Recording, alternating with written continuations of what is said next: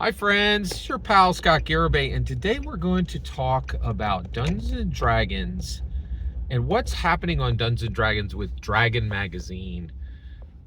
Let's jump into this. Okay, so Dragon Magazine, it was around for decades, and then it disappeared, and it was a big deal because the guys who created Dragon Magazine near the end, Paizo became probably the most dangerous competitor Dungeons and Dragons ever had.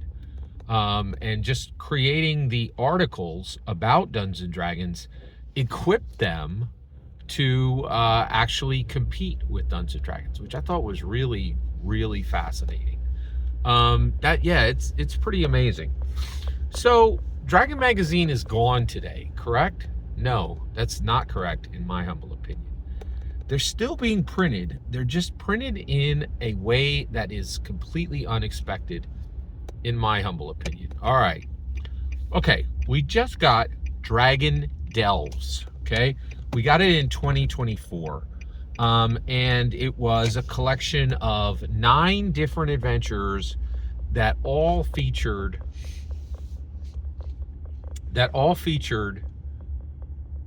a different chromatic dragon. Okay, and actually, you know what? I think it might have been 10 because I think it was all the chromatics and the metallics, which was really quite interesting.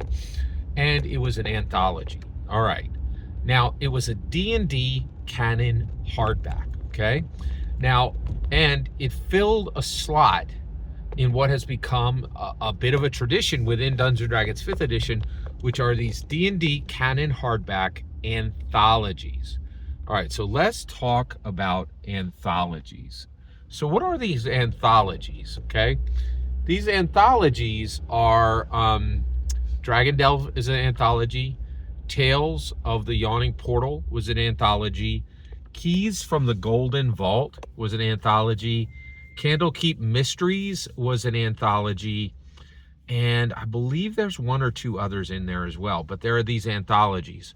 And the way they're built is they gather together a collection of writers, and then Journeys of the Radiant Citadel I think that kind of fit here as well. I would include Journey as, I don't think Journeys of the, Quest from the Infinite Staircase was also another anthology, and I think you could make an argument that Journeys to the Radiant Citadel was also an anthology. I'm not sure it was actually advertised as an anthology, but these are the way they're built is they get like close to a dozen writers and they all write, guess what, essentially an article, right? They don't call them articles, but essentially that's probably the best way you could think about it, is they're writing, and the length is very, very close to exactly what you would have found for a robust article in Dragon Magazine 20-30 years ago, right? So the reality is, I think if you look at Dungeons and Dragons hardback anthologies, right, and they are themed, right, but they did that in Dragon Magazine. They often would have a theme for an entire issue, right? And so really, I think Dragon Magazine didn't go anywhere. It's still here. It's still being printed. It's just found in a different place, and that place is in the anthologies, right?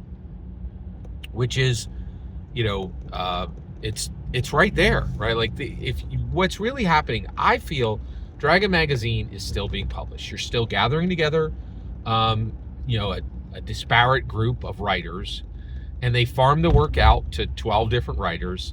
They all, and they're like, hey, here's the theme, go. And then they put it in, and then an editor weaves it all together, right? But rather than being collected into a magazine, it's collected into a D&D canon hardback. So I would supposition to you that Dragon Magazine never went anywhere. It's still being printed today, and you will find it between the covers of Dungeons and Dragons canon hardbacks, okay?